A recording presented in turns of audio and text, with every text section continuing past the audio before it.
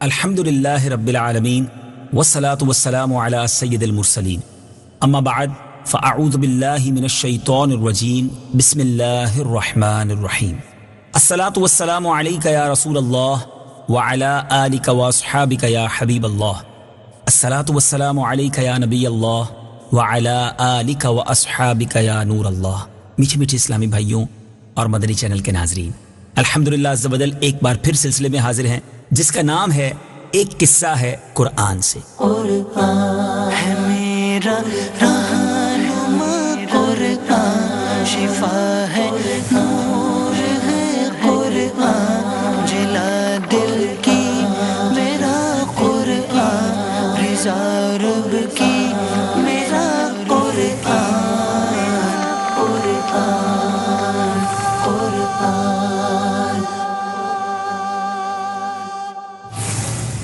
آج کون سا واقعہ آپ کو سنانا ہے؟ آج کس قصے کا تذکرہ کرنا ہے؟ عجیب و غریب واقعہ ہے۔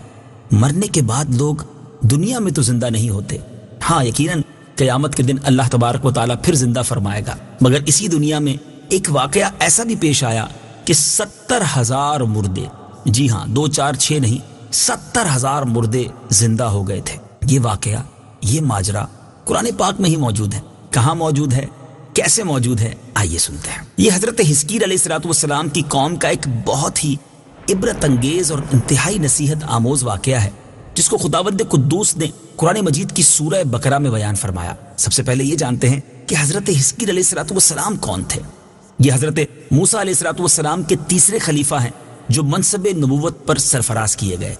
حضرت موسیٰ علیہ السلام کی وفات اقدس کے بعد آپ کے خلیفہ اول حضرت یوشع بن نون علیہ السلام ہوئے، جن کو اللہ تعالیٰ نے نبوت عطا فرمائی۔ ان کے بعد حضرت کالب بن یوحنا علیہ السلام حضرت موسیٰ علیہ السلام کی خلافت سے سرفراز ہو کر مرتبہ نبوت پر فائز ہوئے۔ پھر ان کے بعد حضرت حزقیل علیہ السلام حضرت موسیٰ علیہ السلام کے جانشین اور نبی ہوئے۔ حضرت حزقیل علیہ السلام کا لقب ابن العجوز یعنی بڑھیا کے بیٹے ہے، اور آپ ذو الکفل بھی کہلاتے ہیں۔ ابن العجوز کہلانے کی وجہ کیا ہے؟ یعنی بڑھیا کا بیٹا آپ کو کیوں کہا جاتا تھا؟ کہ آپ اس وقت پیدا ہوئے جب آپ کی والدہ ماجدہ بہت بوڑھی ہو چکی تھی، اور آپ کا لقب ذو الکفل اس لیے ہوا کہ آپ نے اپنی کفالت میں لے کر 70 انبیاء کرام علیہ السلام کو قتل سے بچا لیا تھا، جن کے قتل پر یہودی قوم آمادہ ہو گئی تھی۔ پھر یہ خود بھی اللہ کے فضل و کرم سے یہودیوں کی تلوار سے بچ گئے اور برسوں زندہ رہ کر اپنی قوم کو ہدایت فرماتے رہے۔ مردوں کے زندہ ہونے کا واقعہ یہ کیا تھا؟ اس کا واقعہ یہ ہے کہ بنی اسرائیل کی ایک جماعت جو حضرت حزقیل علیہ السلام کے شہر میں رہتی تھی، ان کے شہر میں طاعون کی وبا پھیل جانے کی وجہ سے ان لوگوں پر موت کا خوف سوار ہو گیا۔ یہ لوگ موت کے ڈر سے سب کے سب شہر چھوڑ کر ایک جنگل میں بھاگ گئے اور وہیں رہنے لگے۔ تو اللہ تعالیٰ کو ان لوگوں کی یہ حرکت بہت زیادہ ناپسند ہوئی، چنانچہ رب کریم عز و جل نے ایک عذاب کے فرشتے کو اس جنگل میں بھیج دیا، جس نے ایک پہاڑ کی اوٹ میں جا کر ایک چیخ مار کر بلند آواز سے کہا، موتو، یعنی تم سب مر جاؤ۔ اب یہ لوگ جن کی تعداد تقریباً 70,000 تھی، اس بھیانک چیخ کو سن کر بغیر کسی بیماری کے اچانک سب کے سب مر گئے۔ اب ان مردوں کی تعداد اس قدر زیادہ تھی کہ لوگ ان کے کفن دفن کا کوئی انتظام نہ کر سکے، اور ان مردوں کی لاشیں کھلے میدان میں بے گور و کفن 8 دن تک پڑی رہیں، سڑنے لگی، تعفن پیدا ہونے لگا۔ پورے جنگل بلکہ اس کے اطراف میں بدبو پھیل گئی۔ غور کیجئے نا، 70,000 لاشیں ہوں، بغیر کفن کے 8 دن تک پڑی رہیں تو کیا حال ہوا ہوگا۔ اب کچھ لوگوں نے ان لاشوں پر رحم کھا کر چاروں طرف سے دیواریں اٹھا دی تاکہ یہ لاشیں درندوں سے محفوظ رہیں۔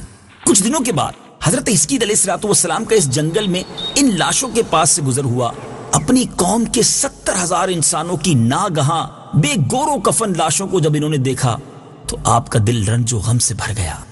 آپ دیدہ ہو گئے اور باری تعالیٰ کے دربار میں دکھ بھرے دل کے ساتھ گر گڑا کر دعائیں مانگنے لگے، اور کچھ اس طرح دعا مانگی کہ یا اللہ، یہ میری قوم کے افراد تھے جو اپنی نادانی سے یہ غلطی کر بیٹھے ہیں کہ موت کے ڈر سے شہر چھوڑ کر جنگل میں آ گئے۔ یہ سب میرے شہر کے باشندے ہیں، ان لوگوں سے مجھے انس تھا اور یہ لوگ میرے دکھ سکھ کے شریک تھے۔ افسوس کہ میری قوم ہلاک ہو گئی اور میں بالکل اکیلا رہ گیا۔ اے میرے رب، یہ وہ قوم تھی جو تیری حمد کرتی تھی اور تیری توحید کا اعلان کرتی تھی اور تیری کبریائی کا خطبہ پڑھتی تھی۔ آپ بڑے سوزے دل کے ساتھ دعا میں مشغول تھے کہ اچانک آپ پر یہ وحی نازل ہوئی کہ اے حزقیل علیہ السلام، آپ ان بکھری ہوئی ہڈیوں سے فرما دیجئے کہ اے ہڈیوں، بے شک اللہ تبارک و تعالیٰ تمہیں حکم دیتا ہے کہ جمع ہو جاؤ، تم اکٹھا ہو جاؤ۔ یہ سن کر یہ بکھری ہوئی ہڈیوں میں حرکت پیدا ہوئی اور ہر آدمی کی ہڈیاں جمع ہو کر ہڈیوں کے ڈھانچے بن گئے، اسکیلیٹن بن گئے۔ اب پھر یہ وحی آئی کہ اے حزقیل علیہ السلام، آپ فرما دیجئے کہ اے ہڈیوں، تم کو اللہ کا یہ حکم ہے کہ تم گوشت پہن لو۔ یہ کلام سنتے ہی فوراً ہڈیوں کے ڈھانچوں پر گوشت پوست چڑھ گئے۔ پھر تیسری بار یہ وحی نازل ہوئی کہ اے حزقیل، اب یہ کہہ دو کہ اے مردوں، خدا کے حکم سے تم سب اٹھ کھڑے ہو جاؤ۔ چنانچہ آپ نے یہ فرما دیا تو آپ کی زبان سے یہ جملہ نکلتے ہی 70,000 لاشیں، جی ہاں وہ لوگ جو دنیا سے چلے گئے تھے، مگر اللہ کے نبی کی زبان سے جب یہ مبارک الفاظ نکلے اور رب کا حکم شامل تھا، اب وہ تمام 70,000 لاشیں دم زدن میں یہ پڑھتے ہوئے کھڑی ہو گئی۔ ان کی زبان پر کیا تھا؟ سبحان اللہ، سبحانک اللہم وبحمدک لا الہ الا انت۔ پھر یہ سب یہ پڑھتے ہوئے جنگل سے روانہ ہو گئے اور اپنے شہر میں آ کر دوبارہ آباد ہو گئے اور اپنی عمروں کی مدت بھر زندہ رہے۔ لیکن ایک عجیب بات اور بتانی ہے کہ ان لوگوں پر اس موت کا یہ نشان باقی رہ گیا کہ ان کی اولاد کے جسموں سے سڑی ہوئی لاشوں کی بو آتی تھی، اور یہ کوئی بھی کپڑا پہنتے تھے بعد میں بھی ان کی نسلوں میں وہ کفن کی طرح میلا ہو جاتا۔ اب ایک اور عجیب بات سنیے، آج بھی ان لوگوں کی نسل میں یہ نشان موجود ہے، یعنی آج بھی ان کی نسل میں سے جو لوگ دنیا میں ہیں ان کے ساتھ ایسا ہی ہوتا ہے کہ ان کے جسموں سے سڑی ہوئی لاش کی بو آتی ہے، اور وہ جو بھی لباس پہن لیں وہ کفن کی طرح میلا ہو جاتا ہے۔ میٹھے میٹھے اسلامی بھائیوں، یہ قرآن پاک میں واقعہ کہاں موجود ہے؟ یہ پارہ 2 ہے، سورہ بقرہ ہے، آیت نمبر 243۔ آئیے اس آیت کی تلاوت بھی سنتے ہیں، ترجمہ بھی سنتے ہیں۔ أَلَمْ تَرَ إِلَى الَّذِينَ خَرَجُوا مِن دِيَارِهِمْ وَهُمْ أُلُوفٌ حَذَرَ الْمَوْتِ فَقَالَ لَهُمُ اللَّهُ مُوتُوا ثُمَّ أَحْيَاهُمْ إِنَّ اللَّهَ لَذُو فَضْلٍ عَلَى النَّاسِ وَلَكِنَّ أَكْثَرَ النَّاسِ لَا يَشْكُرُونَ۔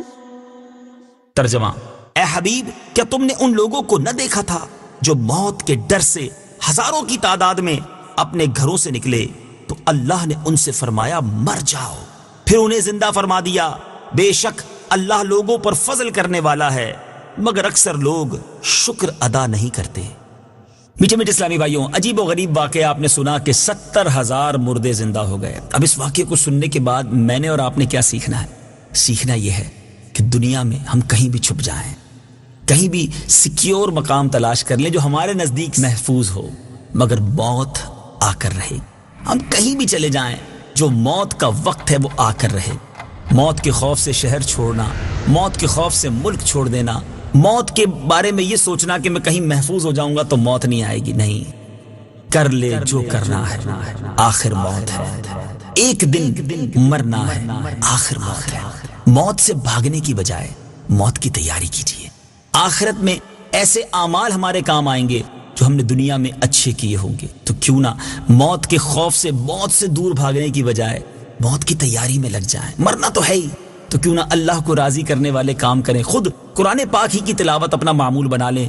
تو روایتوں میں آتا ہے کہ قرآن میں کئی ایسی صورتیں ہیں جو مرنے کے بعد بہت کام آئیں گی، بلکہ سورہ ملک کے بارے میں تو یہاں تک آتا ہے کہ وہ عذاب قبر سے بچانے والی صورت۔ تو یہی نیت کر لیں، روزانہ رات کو سونے سے پہلے سورہ ملک کی تلاوت کر لیں تو انشاءاللہ قبر میں راحت ہو جائے گی۔ قرآن پاک کے بارے میں آتا ہے کہ یہ انسان کی قیامت کے دن شفاعت کرے گا، تو قرآن پاک سے دوستی سچی کر لیجئے اور اپنی موت کی تیاری کیجئے۔ میٹھے میٹھے اسلامی بھائیوں، اسی بات پر ایک بڑا عجیب و غریب واقعہ ہے کہ منقول ہے کہ بنو امیہ کا بادشاہ عبد الملک بن مروان جب اس کے ملک شام میں طاعون کی وبا پھیلی تو وہ موت کے ڈر سے گھوڑے پر سوار ہو گیا اور شہر سے بھاگ نکلا، اور ساتھ میں اپنے کچھ خاص غلام اور کچھ فوج بھی لے لی۔ اب وہ طاعون کے ڈر سے اتنا ڈر رہا تھا، اتنا خوف زدہ تھا کہ وہ اپنے گھوڑے سے نیچے نہیں اترتا تھا، زمین پر پاؤں ہی نہیں رکھتا تھا، بلکہ گھوڑے کی پشت پر ہی سوتا تھا۔ دوران سفر ایک رات میں اس کو نیند نہ آئی تو اس نے اپنے غلام سے کہا کہ تم مجھے کوئی قصہ سناؤ۔ تو ہوشیار غلام تھا، اس نے بادشاہ کو نصیحت کرنے کا موقع پا کر ایک واقعہ اسے سنایا۔ بادشاہ سے کہتا ہے کہ حضور، ایک لومڑی اپنی جان کی حفاظت کے لیے ایک شیر کی خدمت گزاری کیا کرتی تھی کہ کوئی درندہ شیر کی ہیبت کی وجہ سے لومڑی کو نقصان نہیں پہنچاتا تھا۔ اب جو لومڑی تھی نہایت بے خوفی کے ساتھ اطمینان سے شیر کے ساتھ زندگی بسر کرتی تھی۔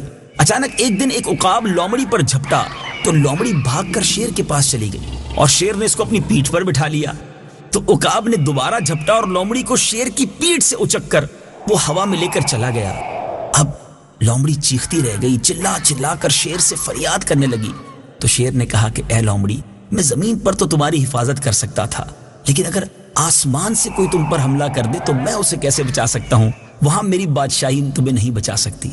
اب میرے میٹھے اسلامی بھائیوں، جب یہ بات بادشاہ نے سنی، عبد الملک بن مروان نے سنی، تو اسے عبرت حاصل ہوئی۔ اس کی سمجھ میں آ گیا کہ میری فوج ان دشمنوں سے تو مجھے بچا سکتی ہے جو زمین سے مجھ پر حملہ آور ہوں، لیکن اگر کوئی آسمانی بلا نازل ہونا چاہتی ہے اور بلکہ موت مجھ پر حملہ آور ہونا چاہتی ہے تو پھر دنیا کی کوئی طاقت میری حفاظت نہیں کر سکتی۔ ہاں، حفاظت کرنے والا ہے رب عز و جل، تو کیوں نہ اس کی طرف لو لگائی جائے، اس کے ساتھ ایسا تعلق کر لیا جائے جو دنیا میں بھی خیر ہو جائے اور آخرت میں بھی خیر ہو جائے۔ بادشاہ اطمینان کے ساتھ اپنے گھر واپس چلا گیا اور اپنے شاہی محل میں سکون کی زندگی گزارنے لگا۔ ہم سب کے لیے اس میں درس ہے۔ ہم بعض اوقات کچھ پیسے کما کر، کچھ تعلقات بنا کر، کچھ سورسز لگا کر سمجھتے ہیں کہ اب میرا کوئی نہیں بگاڑ سکتا۔ نہیں میرے میٹھے اسلامی بھائیوں، پہلوانوں کو پچھاڑا موت نے، کھیل کتنوں کا بگاڑا موت نے، ہاتھی جیسے بھی پچھاڑے موت نے، کیسے کیسے گھر اجاڑے موت نے۔ ایک دن مرنا ہے، آخر موت ہے، کر لے جو کرنا ہے، آخر موت ہے۔